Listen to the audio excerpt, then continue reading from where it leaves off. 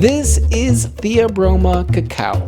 The seeds of this fruit are fermented, dried, and roasted to create arguably the best thing in the world, chocolate.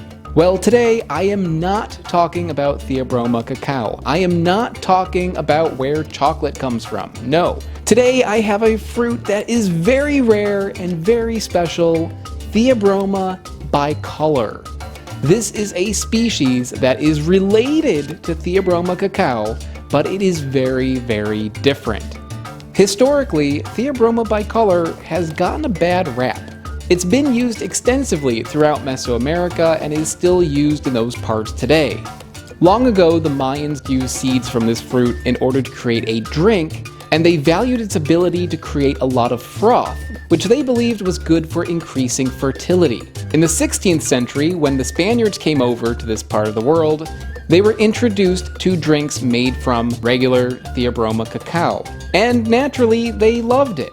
But when they were introduced to Theobroma bicolor, they passed it off as being inferior compared to Theobroma cacao. That's one of the big reasons why Theobroma cacao spread across the world through trade, while Theobroma bicolor stayed in Mesoamerica. Here's the problem. These are two very different species of fruit. They're related, but they're very different. So to say that Theobroma bicolor is inferior to Theobroma cacao is kind of like saying a lemon is inferior to an orange. They're not the same thing. So let's give this fruit the credit that it deserves. In this episode, I will cover everything that you didn't know that you wanted to know about this very rare relative of chocolate. I'm going to eat the seeds, I'm going to eat the fruit, I'm going to make a juice out of it, and yes, I will even find out what happens when you try to make chocolate using this much rarer species.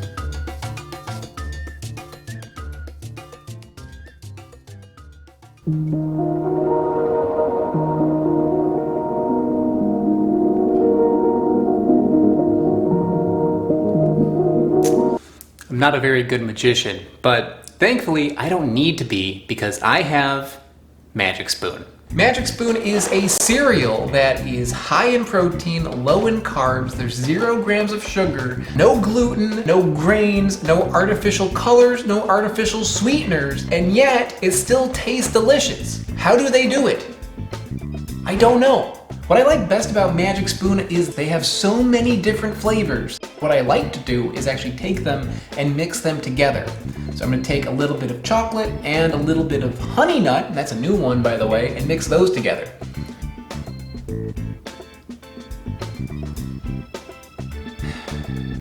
Okay, now you're just showing off.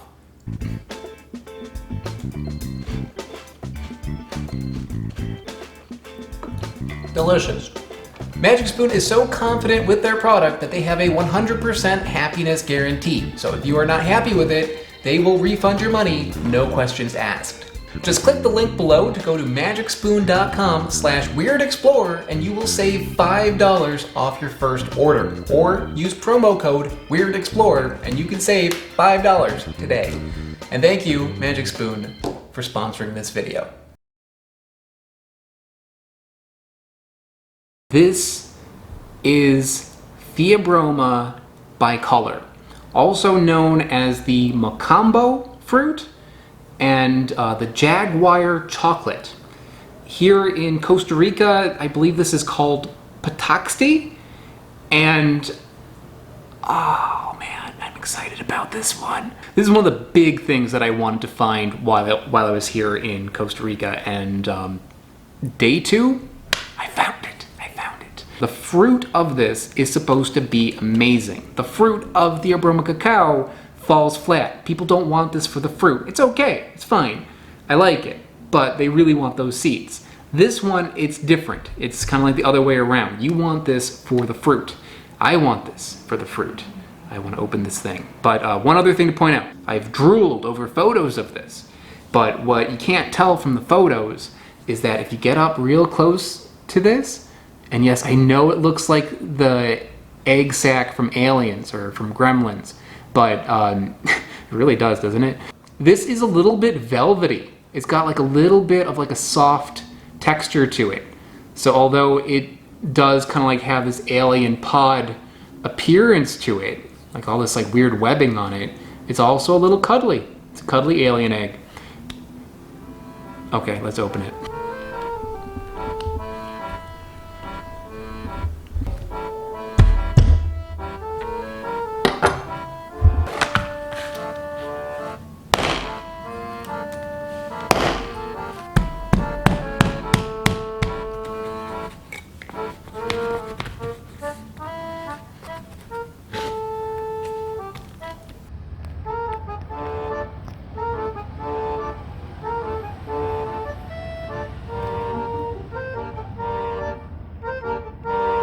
Whatever gets the job done. All right.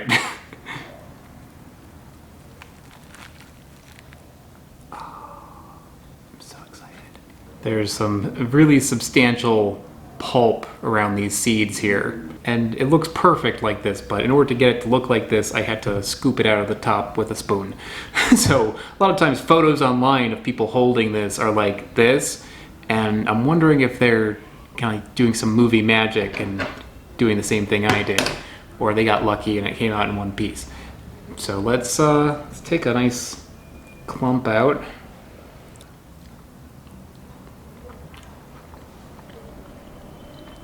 Oh, the flavor of this is good, really good, but it's unique.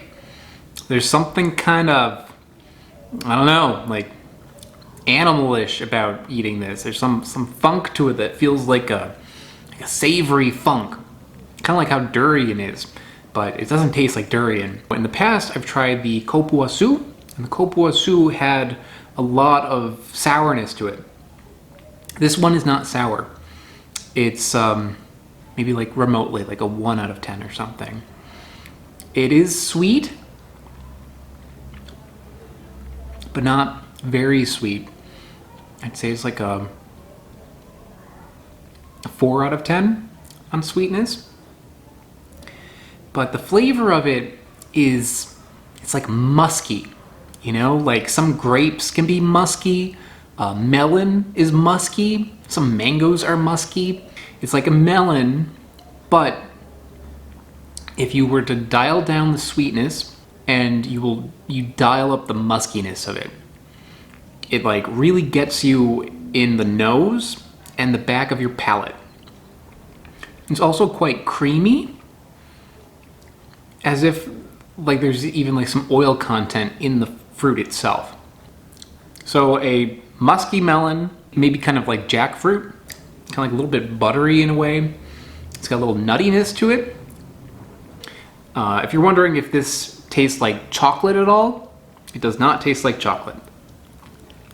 You know what? Like this was, you know, it lived up to my expectations. You know, sometimes you see a big fruit and you take a bite out of it and you're like, huh, yeah, that's all right. That's how I felt about this guy here.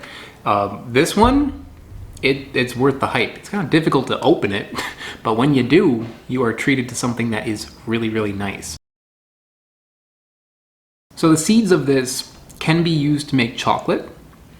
So they're edible. Let me try one of them raw. The outer bit of this seed is kind of woody, but the kernel on the inside tastes pretty good. It tastes a little bit like almonds. It's a little bit waxier, but like an almond. One interesting thing about it though is that that seed does not taste at all like chocolate. Not at all. This one, the seed of the Theobroma cacao, does. It does taste like chocolate. It's brown inside too. It looks like chocolate, tastes like chocolate. These seeds here are not like that. Not at all. Now, in the past, I have actually had these. I got a packet of them once long ago, and those were dried and roasted. So I'm not going to roast these. Instead, I'm going to do something else that I read people do with these seeds. Boil them. The thing with this is that these seeds have flesh stuck to them. So I'm going to go through, remove that, wash these a few times to try to get some of that pulp off, and then boil it. So the outer membrane of this got a little slimy, but that's not the part I'm going to eat, so I think it's okay. It does make it kind of difficult to get in here, though.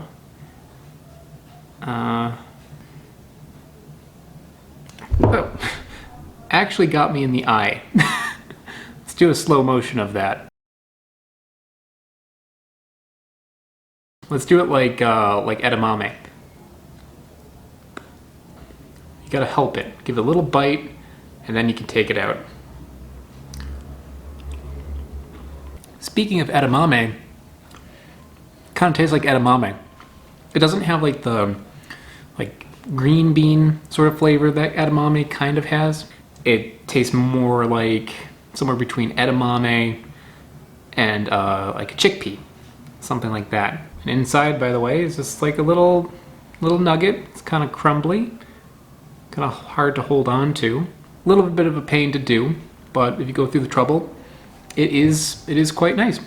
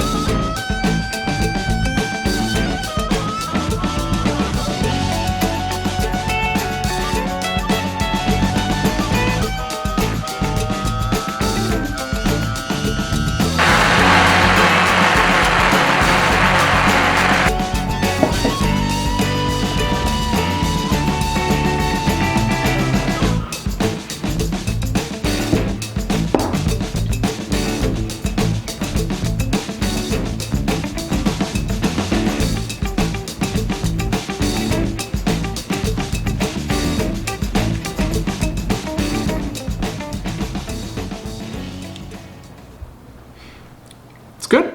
It's really good. I mean, I liked it out of hand, so not maybe a big surprise that I like it as a juice, but what I will say is that it does need that lime. It has like a melon sort of flavor to it, and without the lime, it's more like melon rind. With the lime, goes back to melon. But it doesn't just taste like melon. It tastes like if you took a cantaloupe, some milk, and some jackfruit, and blended those together. There's something very creamy about it. Even though there's no milk in here, I used water, it feels like there is. It's like almost like a lassi, like a melon lassi. Okay, so I want to give a little bit more information about how the Jaguar cacao can be used to make chocolate. Now, I am not a chocolate maker, but thankfully I'm friends with a chocolate maker. Hey everybody, so my company is Madre Chocolate, so that means mother because we make chocolate from the motherland of chocolate in Central America, Mesoamerica.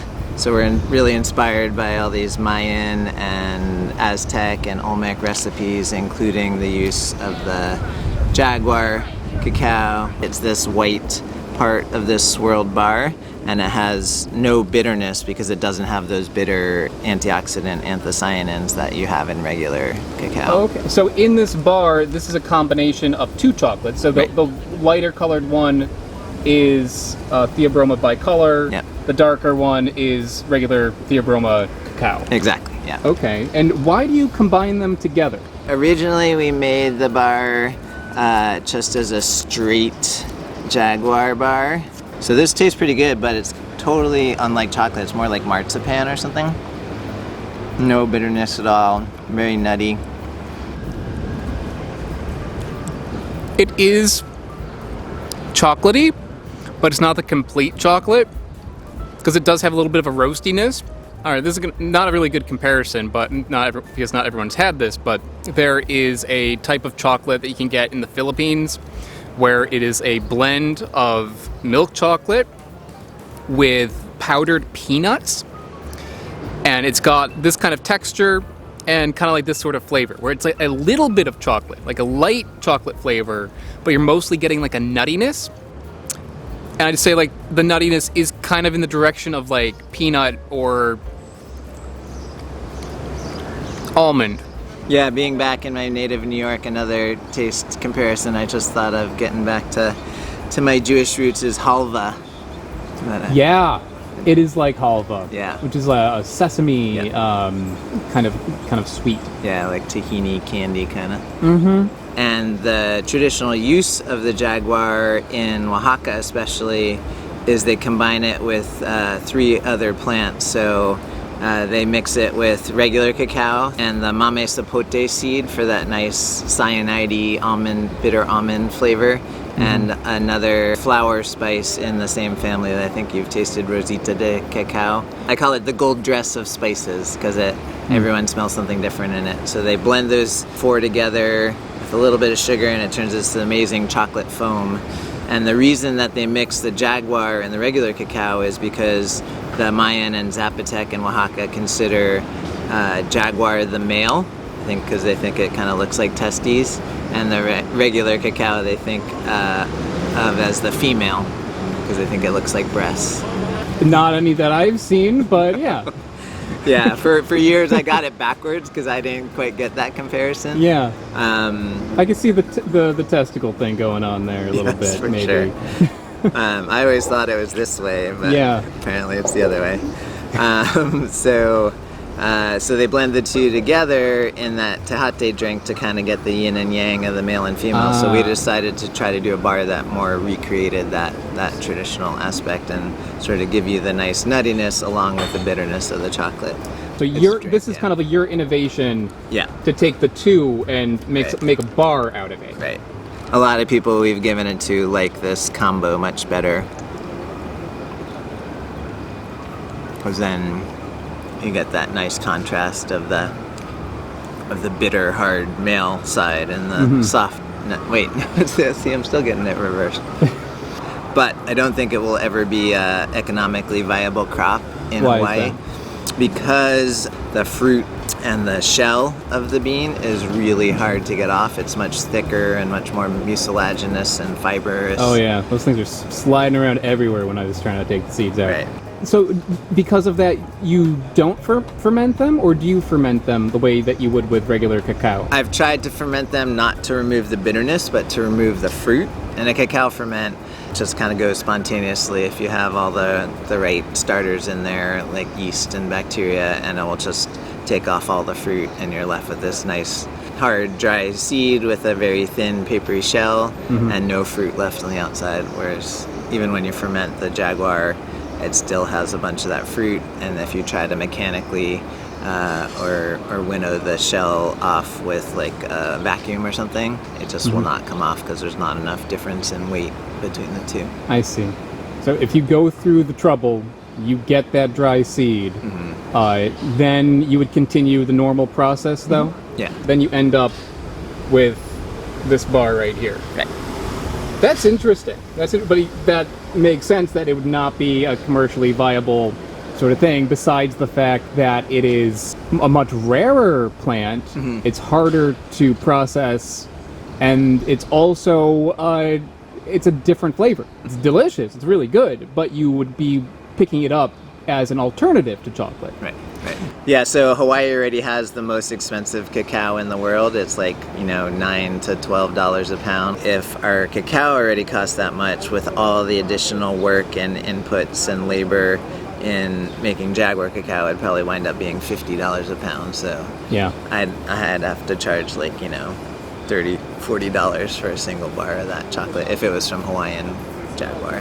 Amazing. So we get it from Peru, where they have this tradition, and they slice off the fruit and the shell when it's raw, and they're just really good at it. What you're doing here is a pretty rare sort of thing, to have the full bar. Do you sell the full bar as well? This one? Yes. Only by special request. Special request. Yeah. And then you have the... But we do have this. The combo bar. Yeah.